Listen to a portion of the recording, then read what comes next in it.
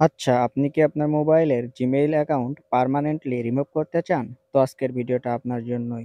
চলুন দেখে নেওয়া যাক কিভাবে খুব সহজেই আমরা Gmail অ্যাকাউন্ট রিমুভ করতে পারি। তো প্রথমে আমরা Gmail অ্যাপে প্রবেশ করব। এখানে কর্নারের প্রোফাইল অপশানে ক্লিক করব।